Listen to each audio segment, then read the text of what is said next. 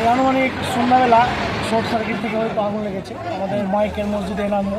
তারপর আমরা গ্রামের সকলে ছুটে আসি এবং তার সাথে সাথে আমাদের গ্রামে দুটো ট্র্যাক্টরের মধ্যে এখন স্প্রে চলছে, ওদের ট্যাঙ্কিতে জল ছিল, ওই ট্যাঙ্কির জল দিয়ে আমরা আগুনটা নেভাতে পেরেছি।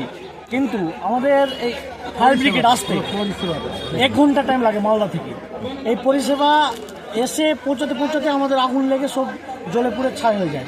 তো আমাদের একটাই এত বড় একটা এলাকার মধ্যে মানিকচকের মধ্যে ফায়ার ব্রিগেড নেই। ফায়ার ব্রিগেড রাখা দরকার, কিংবা একটা কমপক্ষে গাড়ি থানার মধ্যে রাখা দরকার, যাতে মানুষের অসুবিধা না হয়, সমস্ত কিছু পুড়ে ছাই না হয়। যদি থাকতো তাহলে এত বড় বা এতটা বেশি ক্ষতি হতো না, কারণ এখান থেকে আমাদের আসতে 5 মিনিট লাগতো, কিন্তু মালদা থেকে আসতে ওকে 1 ঘন্টা লাগছে, তাই ক্ষতিটা বেশি হয়ে যাচ্ছে।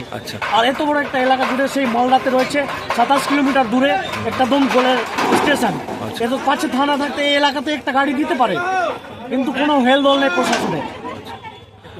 লেগেছে তিনটা ঘর ছিল, তিনটা ঘরের মধ্যে দুটো ঘর পুরো কেমন ক্ষয়ক্ষতি নষ্ট হয়ে গেছে। কিরকম ক্ষয়ক্ষতি পুরোপুরি নষ্টের মধ্যে দুটো ঘরই নষ্ট হয়ে বেঁচে আছে।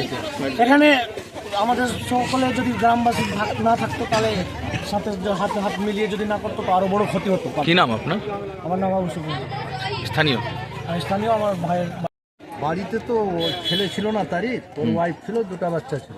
আচ্ছা, মৌলবি সাহেব ছিল ওর বাবা। সন্দেহ হচ্ছে যে ইনভার্টার ছিল, ইনভার্টার থেকে কোথাও তো লুজ কানেকশন হয়ে ওখান থেকে আটকে হয়েছে।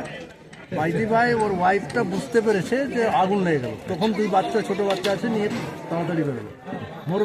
মৌলানা সাহেব প্যারালাইসিস রোগী কোনোরকম ধরে ওকে বাহির করে। কিন্তু এখন বর্তমান যে সরকারের উদাসীনতা, আজকে যেভাবে আগুন চারিদিকে লাগছে এবং প্রতিনিয়ত সবাই অপোজিশন থেকে সবাই সরকারের কাছে দাবি রাখছে যে প্রতি থানায় কমপক্ষে দমকলের একটা বিভাগ হওয়া চাই। যেহেতু শহর থেকে আসতে একটা 30 কিলোমিটার দূরে যে সময়টা লাগছে ধুলিসাৎ, তবে গ্রাম আছে বলে গ্রামের সাধারণ মানুষ সমস্ত ভয়কে উপেক্ষা করে যেভাবে সহযোগিতা করেছে, এবং ওই স্প্রে করার যে মেশিন ট্রাক্টরের মধ্যে সেট আছে, এরা এসে আয়ত্তে এসছে। তারপরে ফায়ার ব্রিগেড আসতেও মোটামুটি 1.5 ঘন্টা লেগেছে।